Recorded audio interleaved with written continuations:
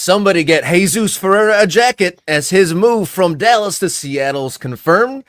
The Sorting Hat has spoken again, and Potter has been chosen by the Hammers. And transfers with Tom Bogert here on Friday's Morning Kickaround.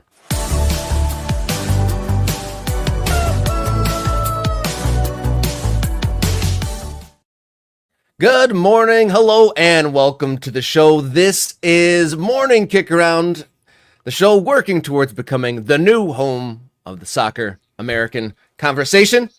Coming to you live each Monday, Wednesday, Friday. I'm Robert Kerr, up from the lower leagues, happy to be joined in his own home, host of SiriusXM FC, Mr. Jason Davis. How you doing, sir? I'm good. The Soccer American conversation. Isn't Soccer America like a publication? Are we going to get in trouble, Rob? Are you treading on trademarks or something, if we'd say that? Working towards becoming the new home of the American soccer conversation is what I was supposed to say. Ah, okay. I'm sorry. Are you calling out my dyslexia? Are you, trying to humble my disability? I didn't know you had it. I'm sorry. I feel terrible. Let's stop everything. I need to send flowers to Robert's house immediately. Well, I'll let you off the hook because I lied. I'm not dyslexic. I just read it wrong. So you're off the hook, Jason. Now I feel like you owe me something, Robert. That's how that works now. Now that you've conned me. Well, I guess that's us getting to know each other a little bit more, Robert Kerr. Up for the lower leagues, not dyslexic, but you, Jason Davis, back at home, no longer in Puerto Rico, back in the home studio. How you feeling? You looking good. Well, I appreciate that. I shouldn't, because my flight from San Juan got delayed, which meant I missed my connection in Fort Lauderdale, which meant I then had to get a plane to a different airport. Luckily, I do live in a place that has 3 different airport options within a reasonable drive. But then I had to drive an hour from the airport in a taxi. You know, it was just, didn't get home until midnight. Still reeling from that experience. It wasn't the worst, but it still wasn't fun. So, but I'm glad I'm here. And the home studio is comfortable, and the microphone I think sounds good. And we're ready to go. Yeah, watch out. I caught a little bit of your fill-in host in the afternoon. He was sounding pretty good, and he said that Jason wasn't there and that you missed some shows, so watch out for him. So settle. Oh, Tyler Terrence? Yeah, he was. Tyler's coming for me? He's gunning for you, buddy. I'm going to be texting Tyler right after we're done with this and having my words for Tyler Terrence, who is a play-by-play guy on Apple TV for MLS and is a good dude. I like Tyler. He's not taking my job, though. That's not happening. He was getting very close with your guy Eric. I'll just leave it at that. We are going to get into our headlines in just a second. But I get to let you know, you got to hit the subscribe button on the Morning Kickaround YouTube channel. We are creeping ever close in our fight to 500. We are just a few clicks away. Can you believe it? Just a click of a button on a YouTube channel can mean the start of a whole journey. So much. It can mean so much, Rob. It's like a little bit of joy you put into the world for everybody to accept and bring into their heart. I don't know where I'm going with this. It's very poetic. Please subscribe to the show. Yeah, and I'll admit, bit of a hypocrite. Been watching channels for years, never clicked the button, but now that I am in the YouTube world, taking it seriously, I've been clicking the subscribe button, and you should too. All right. Follow us along on social media at mkickaround and email us morningkickaround@gmail.com. You ready to get our first touches in there, Jason? Yeah. Have we teased Tom Bogert? Everybody knows Tom Bogert's coming. I just want everybody to know Tom Bogert's coming. Get ready for that. But we're going to do long balls first. So, yeah, let's go. All right. Kick it.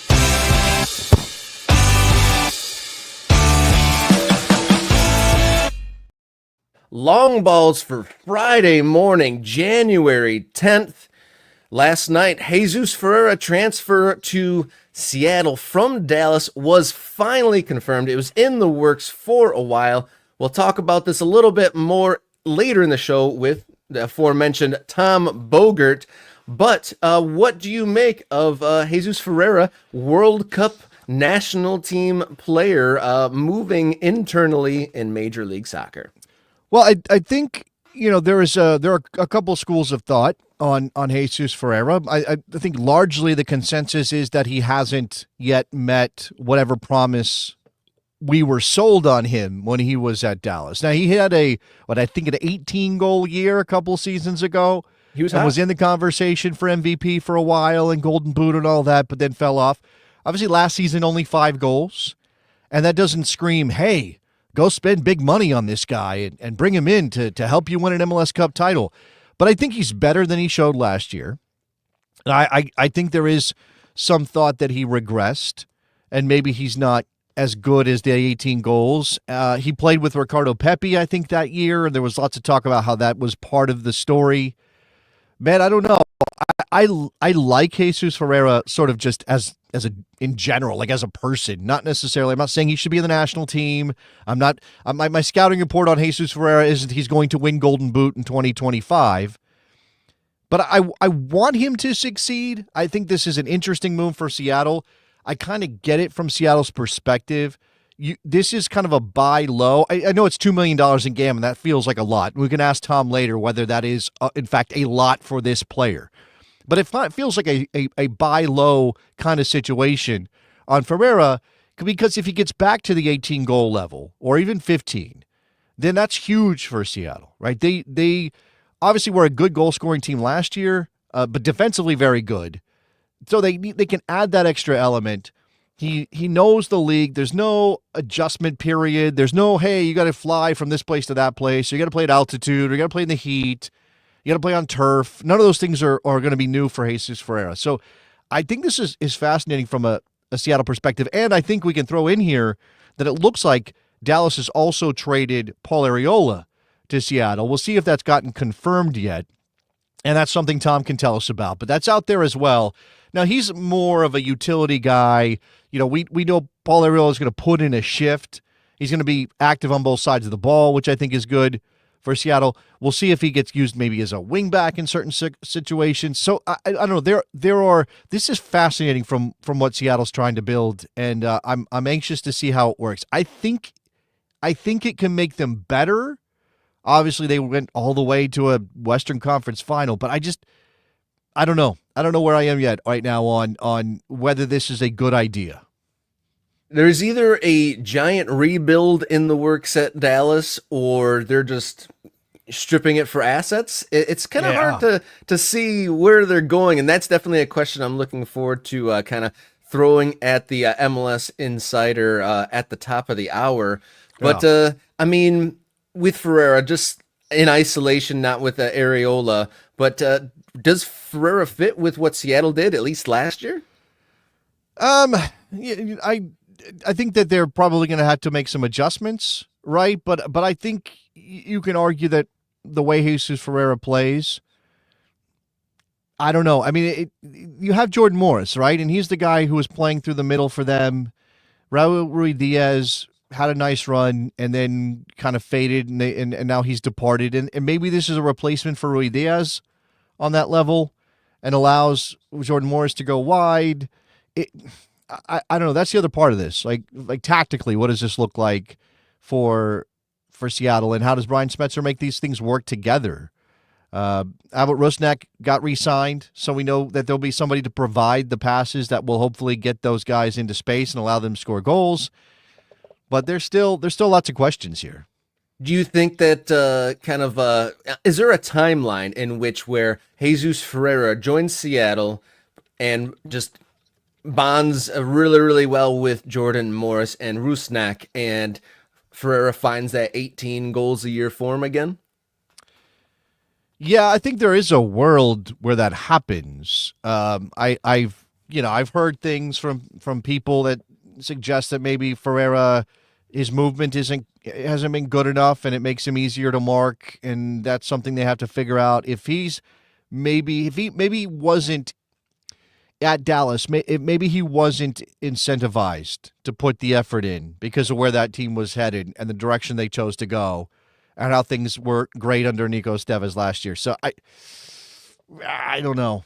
I don't know. It is a very risky thing for Seattle to do, to spend that much money on Jesus Ferreira, bring him in. And I've heard that his contract has escalators that could take him to a DP in the future. Jordan Morris takes a DP slot this year based on escalators in his contract.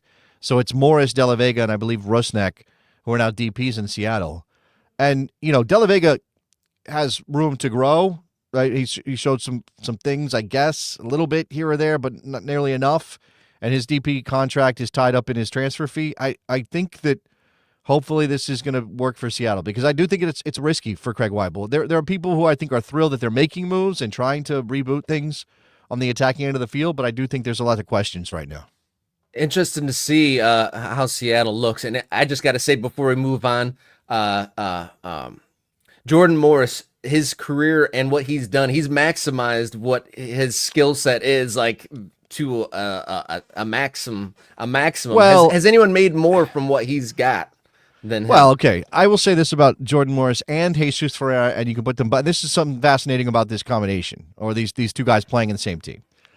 National team fans both look at them with extremely jaundiced eyes, right? Both of these players are guys that have been in the national team picture, and everybody's like, that's not my guy.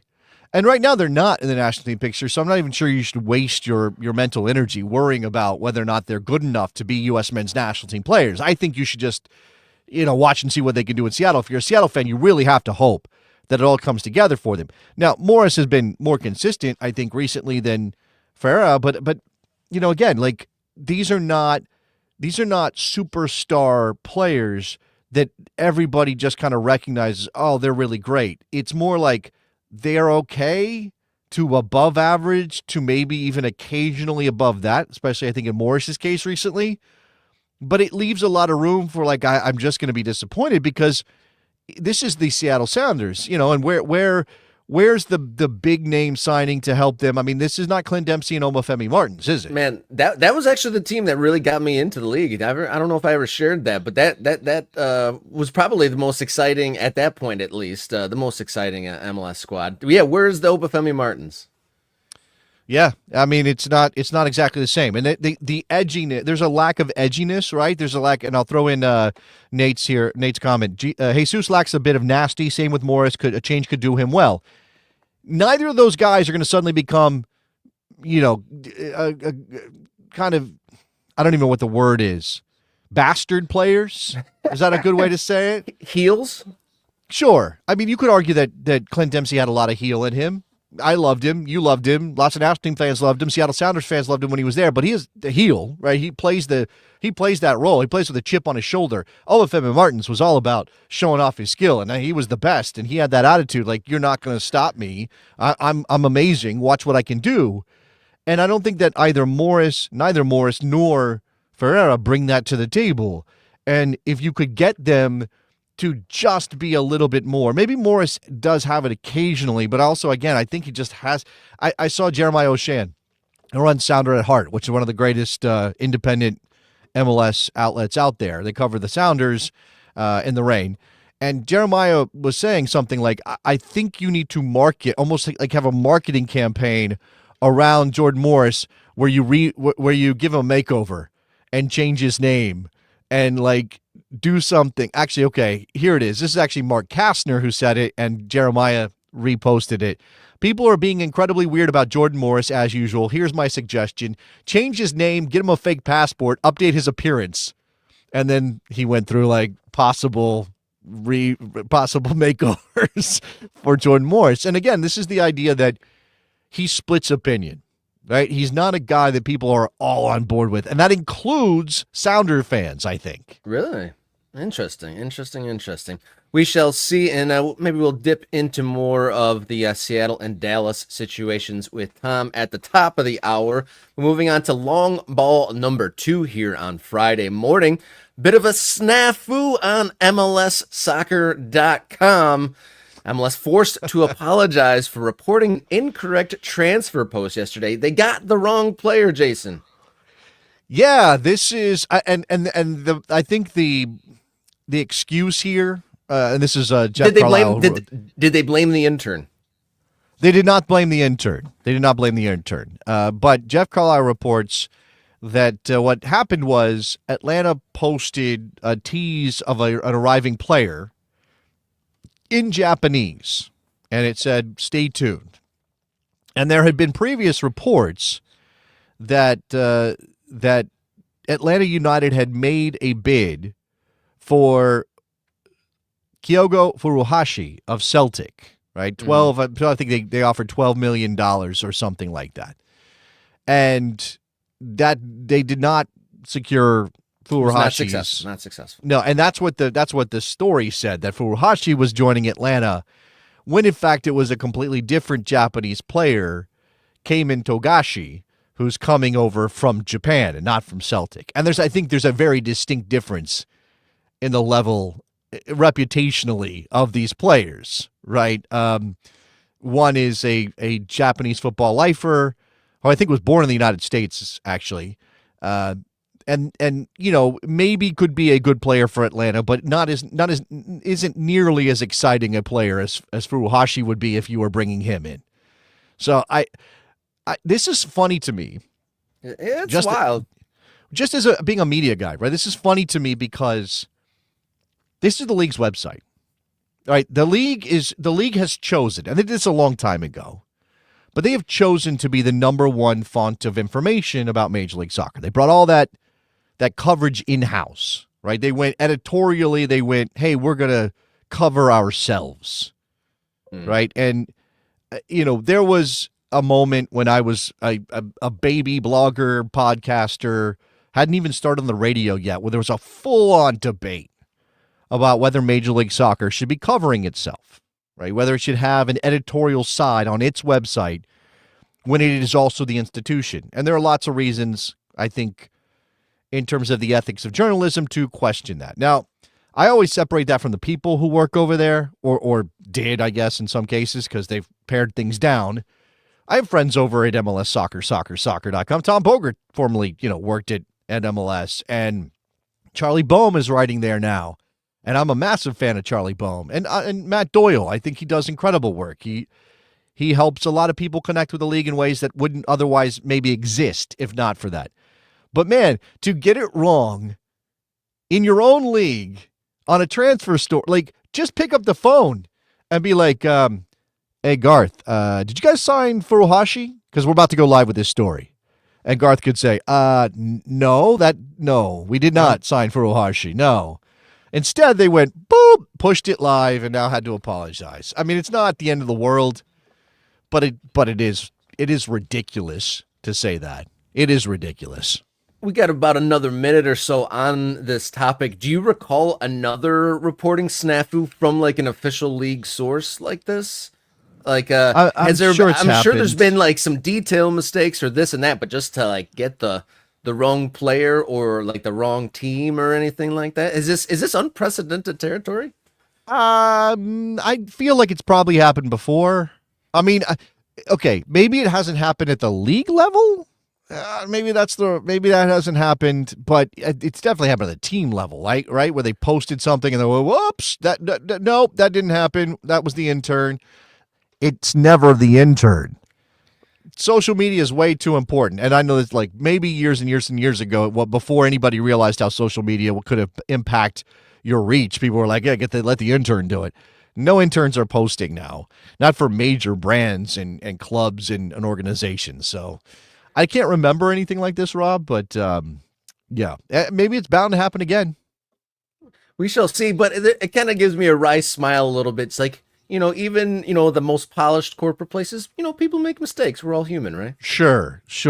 Again, it's just wild that they were like, oh, this happened because of a Japanese language tweet that doesn't even mention the guy's name or say that. Very strained, tenuous leaks with Ronnie Dyla. Like, it was like, he was at Celtic, right? Yeah, but not even at the same time. Yeah. No, but this is the other thing. Like, the idea that you would post this because there was a story about Atlanta maybe making a bid for Furuhashi, which I believe the Daily Mail reported. Start with that, okay, and think about your sources and think about your media literacy here. Yeah, MLSsoccer.com taking leads from the Daily Mirror is something. That's just a sentence right there. Male, mirror, all of them. Throw them all in the bin, as they would say, as your forefathers would say. Throw them all in the bin. But what I was to say is it completely ignores the possibility of any other Japanese player. If you're like, oh, that's definitely for Ohashi, post. Like, no, there are lots of other Japanese. In fact, there are lots of Japanese players in Major League Soccer. So why would you presume that Atlanta posting in Japanese about a player signing would definitely be about that one player instead of the possibility they had found a different Japanese player? We'll have to ask Thomas if he ever did that at his time there. I think you ask. You post first and ask for forgiveness later, I think is maybe the approach from Major League Soccer's website right now. It's not if you're right, it's if you're first. That's right. Even if you cover yourself, you got to be first, I guess. You don't want to beat the guy down the hall. You got to be Tom Bogert. You got to be Tom Bogert. By the way, here's the general rule I would argue for everyone. Don't post a story until Tom Bogert says it's happened. And then you'll probably be safe. Even if it's your own company. That's right. That's right. Long ball number 3 here on Friday. Peek across the pond. It was an eventful Thursday on the English Isles. Where should we start? I guess we'll go Everton dismisses Sean Dyche before their FA Cup game against the Peterborough Posh yesterday. No. What do you think about that? No, Everton. No. What are you doing here, Everton? You know what I saw? The flag post. You know, some bad news is coming when they do the corner flag post. I know. Don't do that. First of all, let's find some other inanimate object to post to indicate that some bad news is coming down the line. Look, okay, I get it.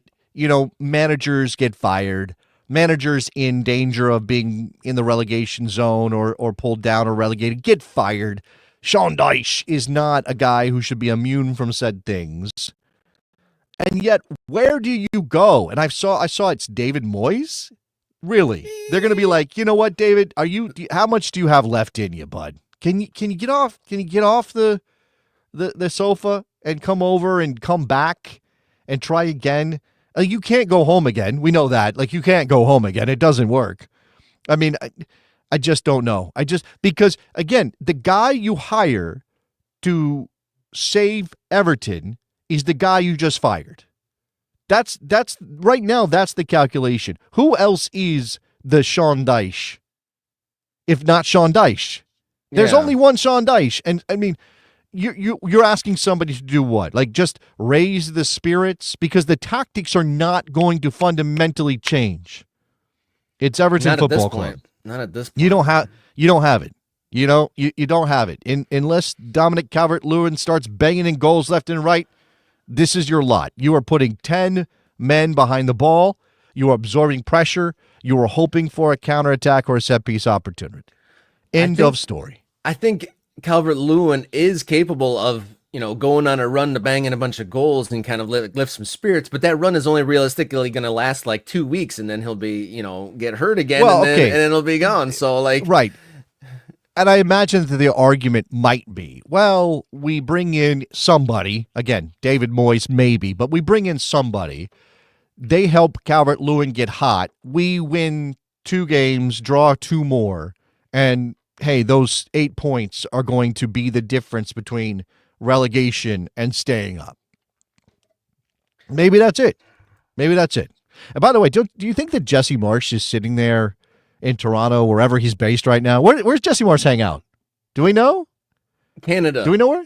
I know he was living in Italy before when he was in between, he was living in Italy. Now he's in Canada. I imagine does he have to be based in, does he have to chill in Canada between camps? I also saw news that Jesse Marsch really wanted to do a January camp for Canada, but they don't have the scratch. They don't have the money. They don't have the loons. Isn't that what they got? It's loonies. Loonies. They have the loonies. The $2 coins are the loonies, right? No. Sure. They don't have the loonies to rub together to do a January camp up there. So he's not doing anything. But do you think he might be interested? If Everton needed a manager and he was available, do you think that he would have thrown his hat in the Everton ring? Jesse Marsch? I mean, I'm sure he seems like he is definitely constantly putting himself in the shop window with every press conference. He's trying to polish whatever he's working with to, I feel to present himself. And I can't imagine him going any further than the World Cup, but he would definitely throw his hat in the ring for a Premier League job. Another shot. I'm sure he feels like he got a raw deal at Leeds. I heard it pointed out that the Sean Dyche dismissal kind of reminds them a little bit of Marsh's dismissal at Leeds, that they weren't doing great, but they weren't like in the relegation zone, and maybe moving on from Sean Dyche, Everton at this point might like destabilize, because they kind of like had stage one of turning the ship around. They have solidified. They stopped leaking goals. They just don't score any. And when you dismiss Sean Dyche, who arguably, if he has any special like nous skill or specialist skill, is defending soundly, and he works on the like defensive angles in a little bit different than a lot of other coaches do. But do you lose that now that you dismiss the coach? Like, it doesn't seem like they have some sort of wonderkind in the pipeline. Like, if they're going back to Moyes, obviously, and they put in Leighton Baines as the fill-in coach like hours before they had a match. Like, I wonder if Sean Dyche just like flipped them the bird and they're like, all right, just get out of here. Remember that there are new owners at Everton. Well, that's what I'm saying. Like, did they come in and like, hey, Sean, nice to meet you, and said something he didn't like, and so words were had? I mean, I haven't seen any reporting that's some sort of disgruntled flare-up or anything, but it just seems odd to do it now, and it seems more of like a destabilizing move rather than like, this is the wave of the future. The only way that it makes a lot of sense, the way that thing with the issue of timing, I guess you could maybe try to reason out that they have a target, and the timing matters for hiring that target. But I don't know. I've been looking at a list of possibilities. Some of these guys are available, and some of the guys are technically not available. So, Jose Mourinho, technically not available, managing in Turkey, where he says it's dark and it's gray and smells bad. Also hates the refereeing situation. He just hates it down there. So maybe he would be available if they had but according to the BBC, they're saying he's not, because he worked under the same owners at Roma, and they sacked him at Roma.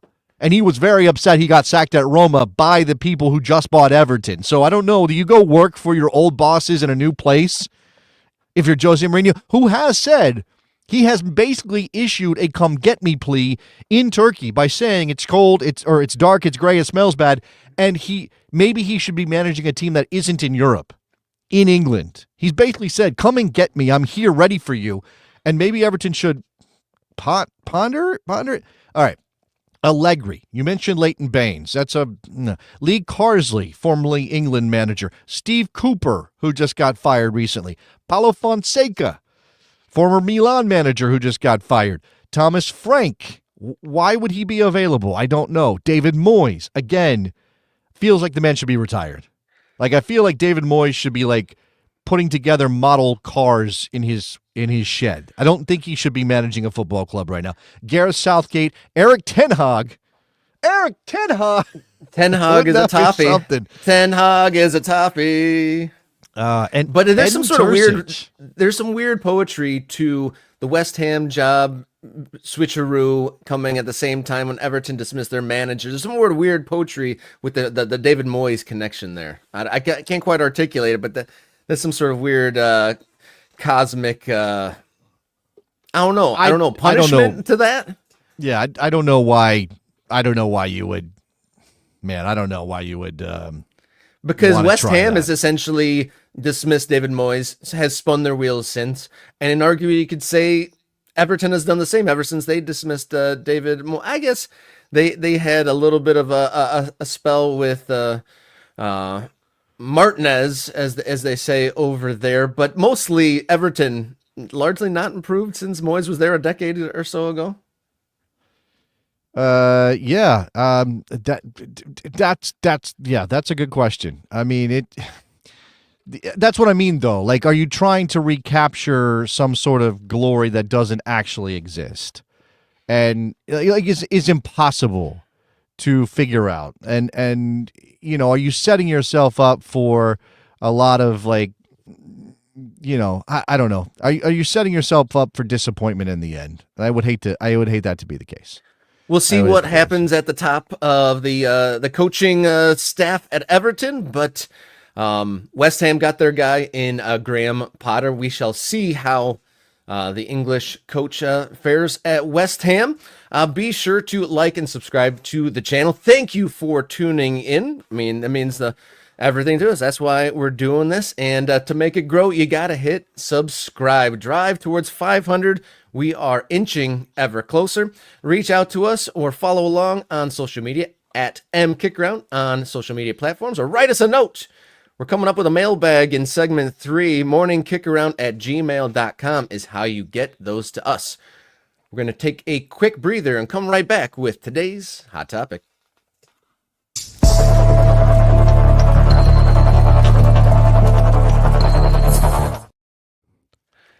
Here we are, Friday's hot topic, January 10th. It's not just your favorite store in the mall. It is the hottest topic of the day. 10 days into January. Whoa. You cannot make a hot topic reference. Does it even exist? I don't go to malls, Robert. Who goes to malls? Do you go to malls? After the mall? There is actually one really functioning good mall right by me, but I don't go more than once every year or so. But hot topic probably okay. exists. All right. What's the hot topic? And who are you talking hot topics with? All right, we're 10 days into January, and the transfers are the hottest talk of the town. You could say the hottest topic around. And to dig into this morning, morning kick around is happy to be joined by MLS and United States men's national team insider, Mr. Tom Bogert. Welcome to Morning Kick Around, sir. How you feeling? Hi, Tom. I'm doing pretty good. How are you guys doing? Look at this. They had a little Asbury Park kit to make me feel at home. That was very thoughtful. Yes. Yeah. Rob usually asks me about the kit. He forgot to ask me this morning. I was going to highlight that I chose this specifically because Tommy Bogert was coming on. And shout out to Jersey. Shout out to Sean Francis. Shout out to Asbury Park. Tom, I know Rob wants to get right into this. I know you're a busy guy. We don't take up too much of your time. Rob, what do we want to ask Tom first? Yeah, preseason 2025. How has it been compared to seasons in the past? Has it been your phone blowing up, or has it been kind of quiet so far? Yeah, phone's been going nonstop. It was funny. I got a text from a friend who I respect a lot, and he's not wrong when he was like, "Is it me, or does the offseason feel just a little bit underwhelming so far?" And he was talking more about incoming transfers to MLS. And I read the text, and I was like, "Underwhelming? I've been staring at my phone for a month straight." I was like, who's it underwhelming for? But in that regard, it is fair. But there's just a billion things going on. There are a billion rumors and reports, fake, true, and somewhere in the middle that I feel like I'm always reacting to or asking about. And a lot of the times there aren't truths to it, but that's just the nature of the job. So I guess, okay, I'll build on that. I do want to ask about specific things that have happened, that we know have happened. Things that still might happen, I guess, could be part of this too, Tom. But I guess, so that's interesting, right? Like, oh, it's underwhelming. Look, I see your feed. I go and I look at the transfer tracker, and I'm like, wow. Am I wrong in the sense that it feels as though there's a little bit more of this kind of taking not flyers, that's not the right word, but the international scouting seems to have picked up a bit, and clubs are being very aggressive in going out and getting some of these guys that are, you would call them from mid-tier leagues and places that maybe they're not Big Five because they can't afford those players, but they are being active internationally. Yeah, the global transfer market and MLS's place within it continues to expand, honestly, every single window.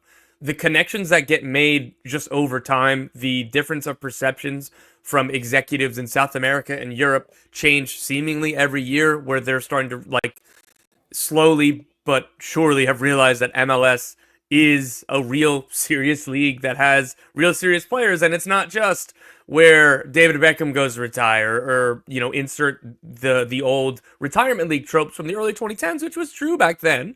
And probably almost still true, even as recently as 2017.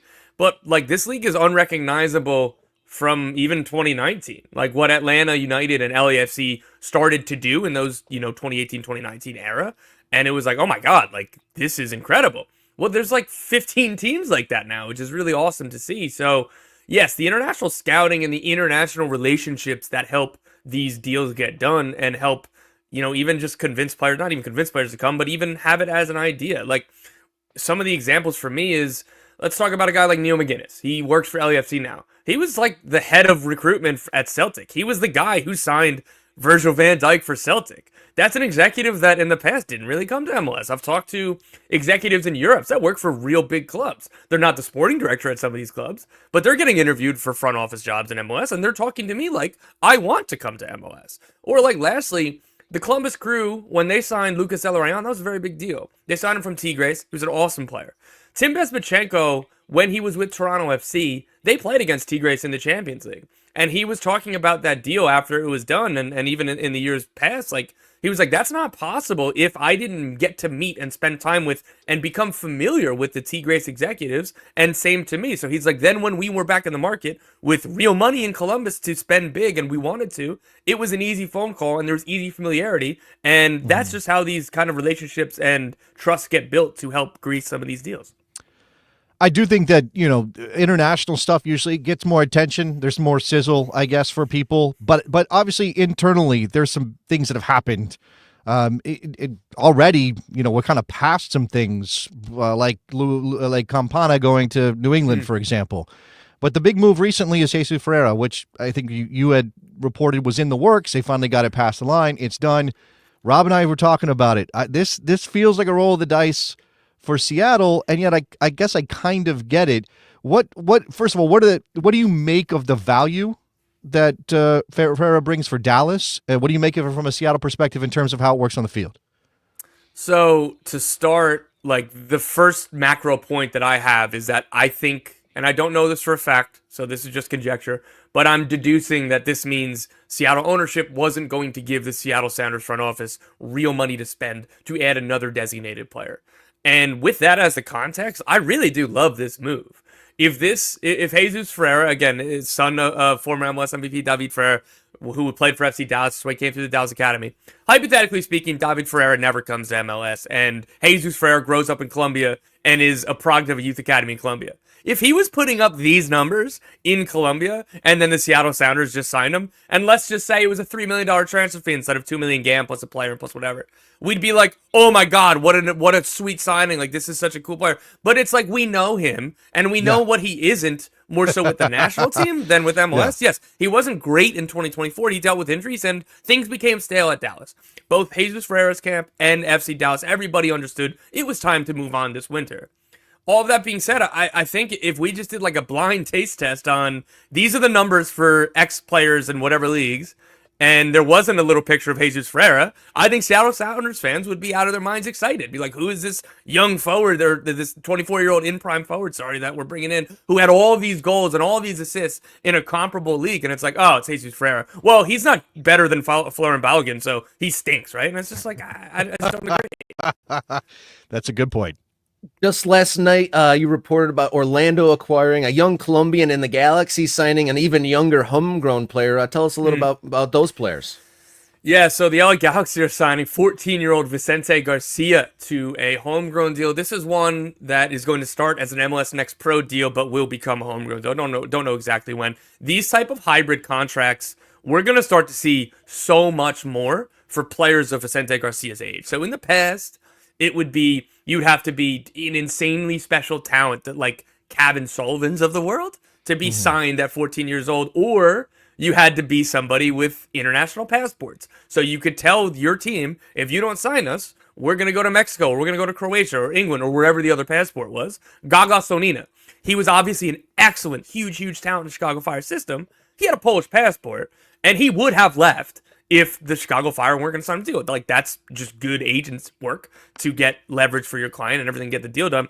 So Vicente Garcia at 14 in this new version of MLS with MLS Next Pro, yes, he has a Mexican passport. Yes, there's teams interested in him abroad. But the pathway to play for the second team and your contract doesn't count against the first team roster limits to begin with, I think that's just a new wave that we're going to see more of, and that's probably even too far in the weeds to even go about, but it's something that I find interesting because I'm a dork. And then Orlando City are signing U22 initiative winger Nicolas Rodriguez.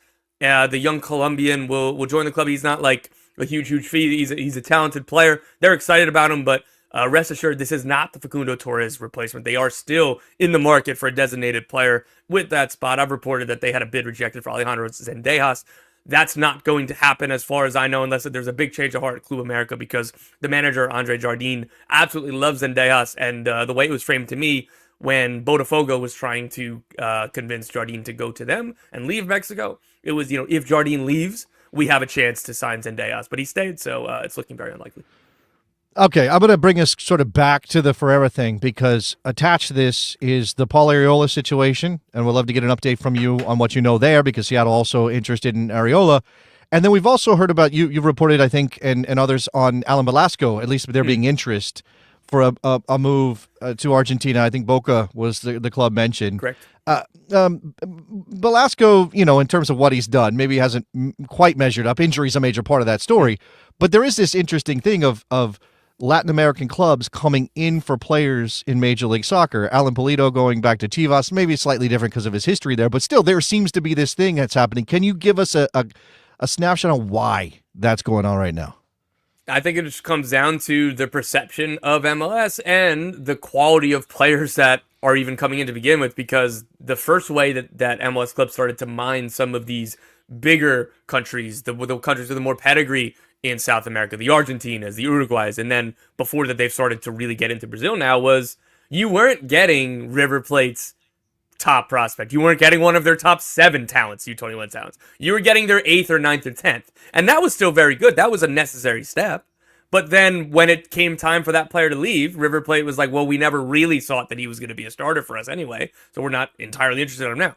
Alan Velasco was one of the brightest young talents in Argentina when FC Dallas signed him for $7 million. Ezequiel Barco is another example. Again, it didn't really work out at Atlanta United, but because he was the top talent at Estudiantes, I believe was where he came from, with the club that he was bought from Atlanta, because he was that level of talent, he still was able to go back to River Plate for a decent fee, and Atlanta didn't have to, hold the bag on all of the $15 million that they paid for him.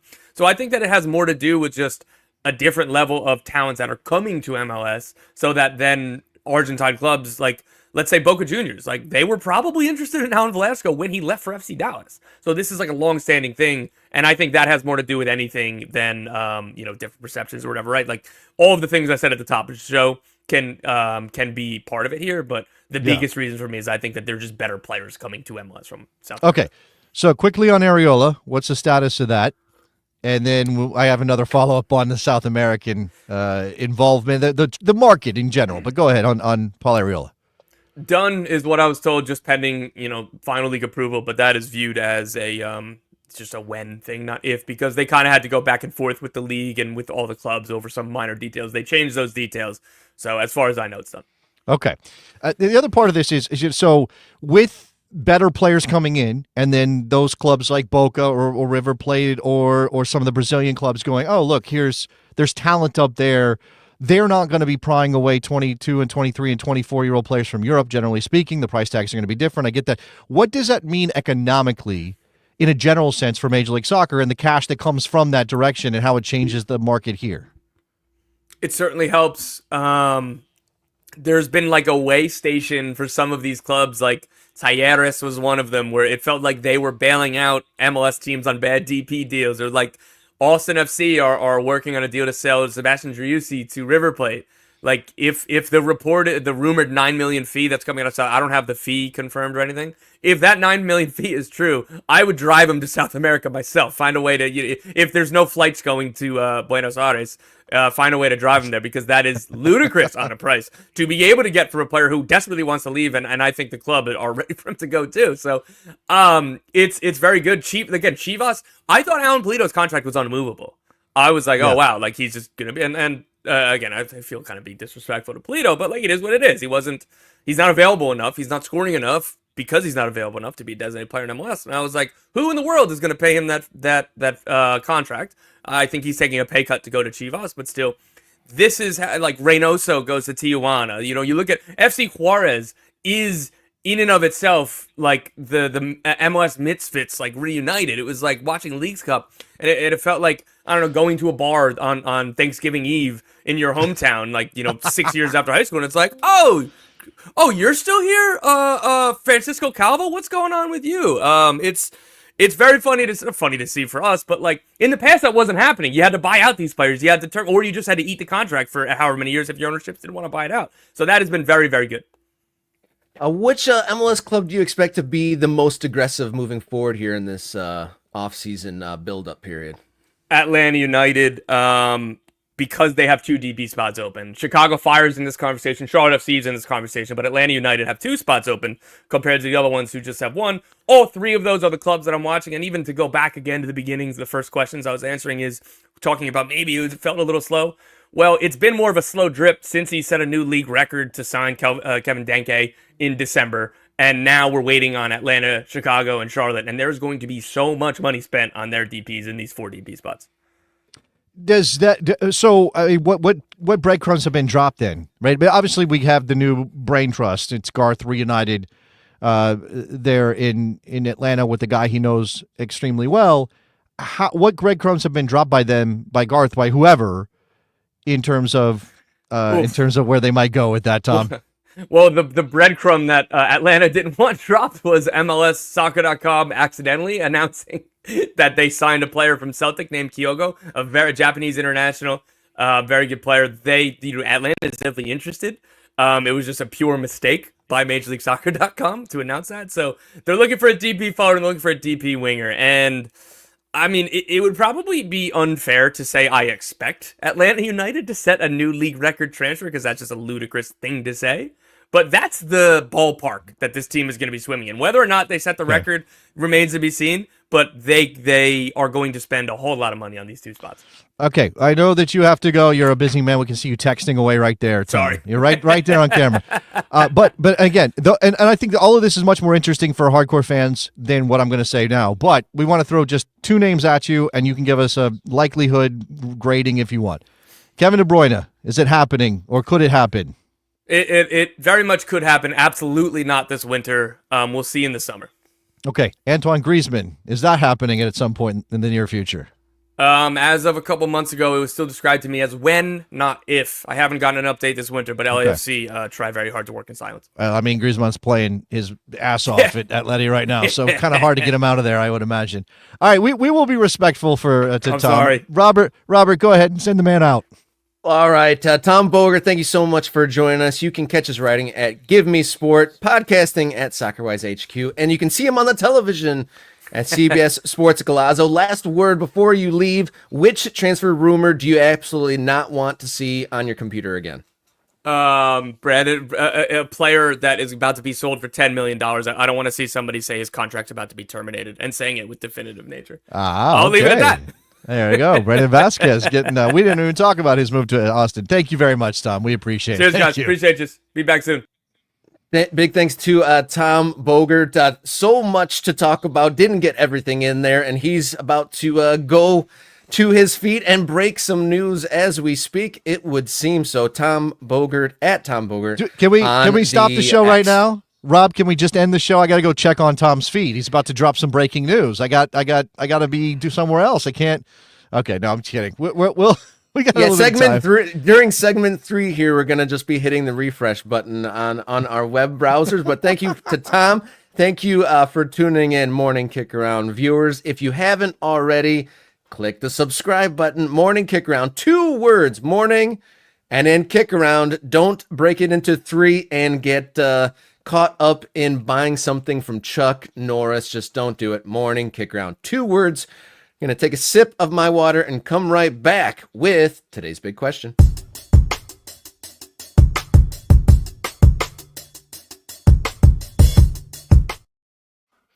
All right, big question here on Friday morning. It comes from a viewer, Jason.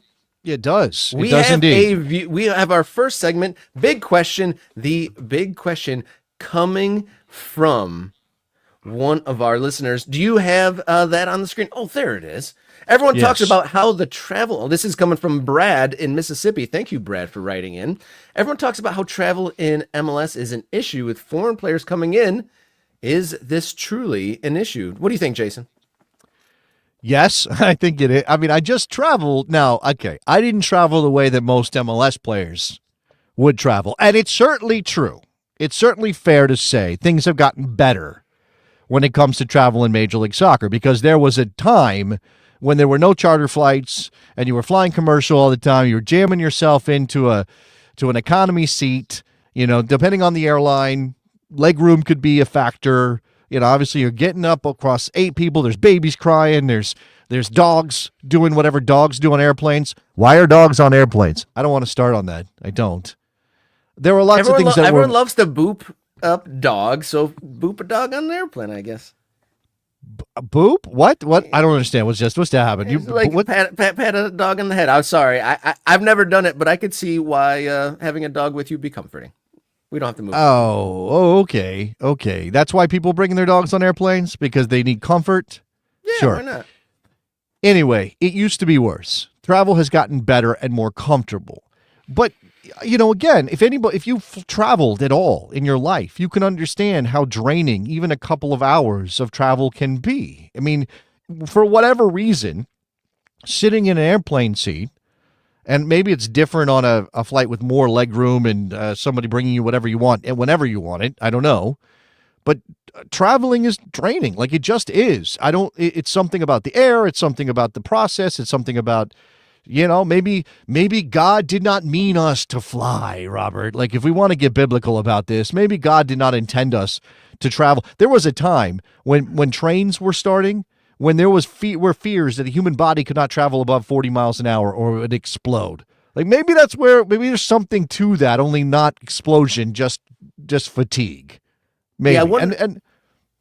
Yeah, has the G forces been really studied on the internal organs of a human? And to your point, is a human supposed to be at 20,000 feet for 8 hours to go across country? Look, there's things about, they tell you don't fly if you have certain issues in your, deep vein thrombosis stuff happen. Like, these things happen. I'm not saying that that's what Brad in Hernando, Mississippi is talking about. He's talking about sort of just the general idea. And he goes on, they're sitting on a plane. It's not like they have to take a bus. Most flights are under 5 hours. That's true. Some flights can get longer, but Miami traveling to Vancouver doesn't happen every year. Again, true. Are MLS teams taking charter flights? Are they jumping on a Delta flight with a bunch of normies? This is, again, part of the evolving travel history of MLS has been there for a long, long time. MLS did not allow for charter flights.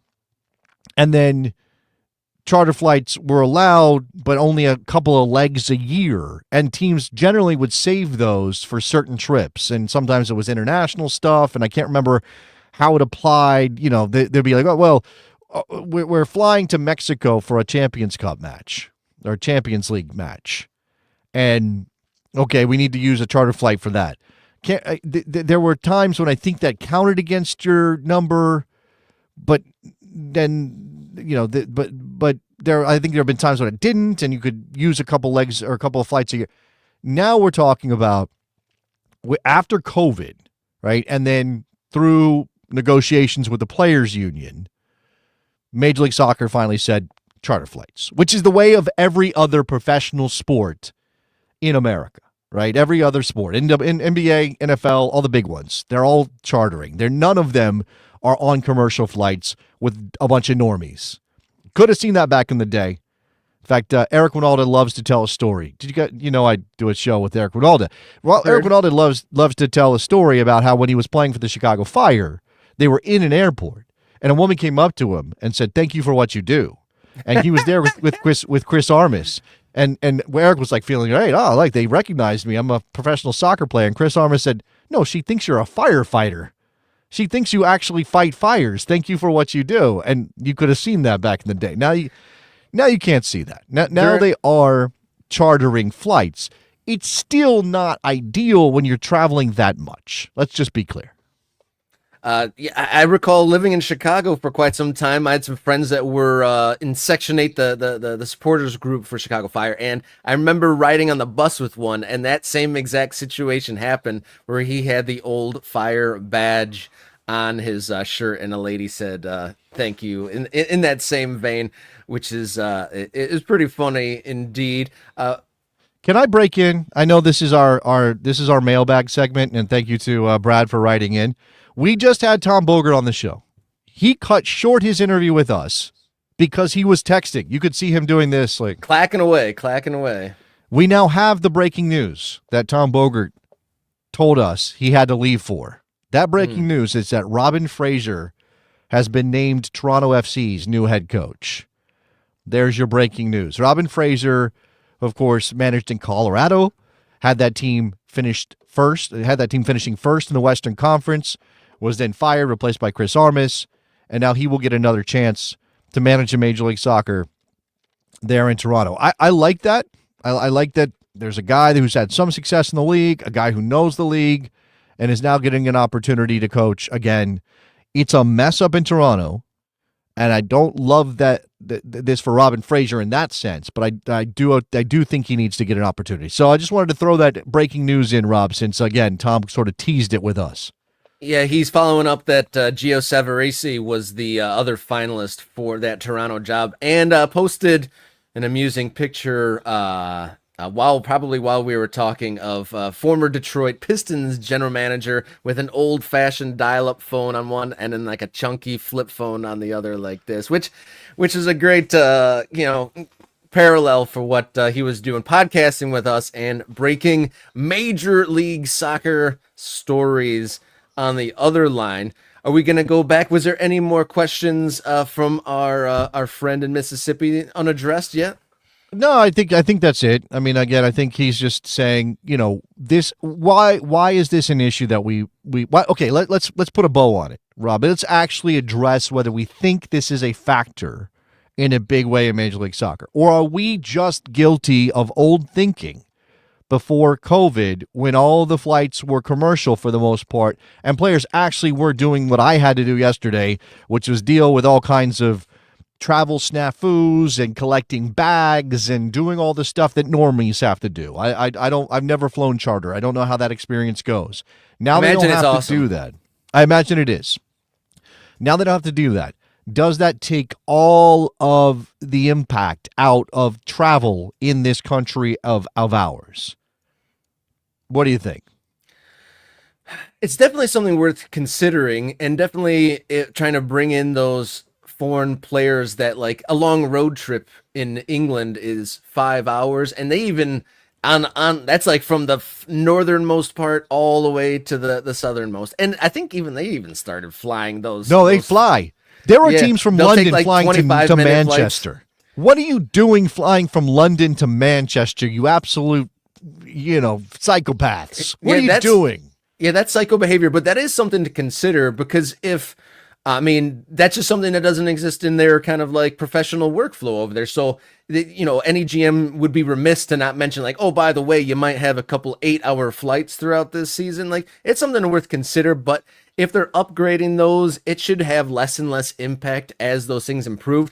I would be surprised if those provisions and that travel quality and just the overall things surrounding Major League Soccer are upgrading. It's relative, right? The front offices are getting better, the training facilities are getting better, and now Mike in the comments pointed out that COVID kind of like forced them into making this upgrade, and I think it'll become less and less as we move forward.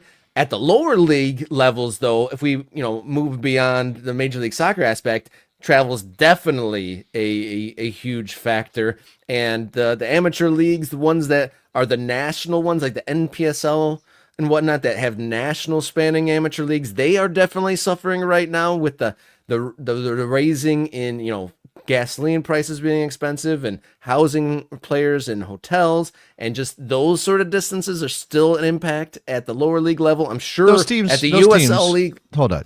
NPSL teams are not traveling hours and hours and hours by plane unless they go to the national finals. I'm saying, but just like traveling itself. I'm not talking about airplanes. I'm just saying. But this is but Brad's whole thing is about the distances that MLS players travel, right? And we're talking about the fatigue and the impact on the body, and how that impacts the league's quality is what he's saying. And this idea that, I'm going to put it back up, how with foreign players and this adjustment. Look, I just think it's relative, right? It's relative to what your experience has been. If you have played in England, if you have played in Germany, if you have played in Italy, even if you're in a Champions League level club, even if you're playing internationally in that regard, and if you are playing internationally and you aren't from Europe, you are absolutely flying much farther than MLS teams fly to get to places like Argentina or Brazil or whatever. Those things do impact players, right? I think you can. I don't have any empirical data on this, but I think if you go back and you look and say, all right, teams that are sort of heavily invested in South American and Asian talent and African talent, when international windows come up, when those Premier League teams get back on the field following an international window, do they suffer? Do they struggle? Are there issues because those players are coming in off of 8 and 10 and 12 and 14-hour flights? 100%. I absolutely, that's impacting those players. So if you are taking a player who's not used to that travel or has done it once or twice or 4 times in a year and then saying, hey, you're going to be flying 2, 3, 4, 5 hours on a regular basis, that's just an adjustment. It doesn't mean that they can't figure it out eventually. It doesn't mean that it's debilitating, but if it's different than what they're used to, they have to adjust.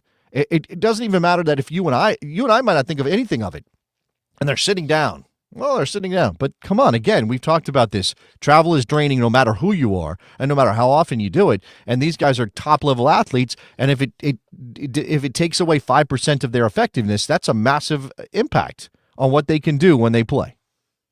Thank you for writing in with that question. Keep them coming right into morningkickaround@gmail.com. We will welcome any sort of mailbag question for you. And also, we want to keep on dipping into get to know your district segments where we want to hear from folks in different cities and markets to hear about what soccer is happening in your hometown. I said it already and I'll say it again. Morning Kick Around on YouTube. Click subscribe on the channel. We are inching our way towards that first goal of 500 subscribers and be the next one to do so. There you go. That's it. How do you feel going into this weekend? I'm so excited for the FA Cup. No, I don't know. I have to look at the schedule. I'll be talking about it. It's a thing. Sure. FA Cup. 3rd round, you said? Well, how many teams are in the 3rd round, Robert? Many teams. My lower league team, Peterborough Posh, unfortunately got the sword laid to him by a beleaguered Everton side yesterday, so they're already out. But interested to see what my Liverpool do against Accrington Stanley of League Two. We shall see how that goes. But thanks everyone for tuning in. We'll be right back here on Morning Kick Around on YouTube on Monday morning. And until then, everybody, please enjoy your soccer.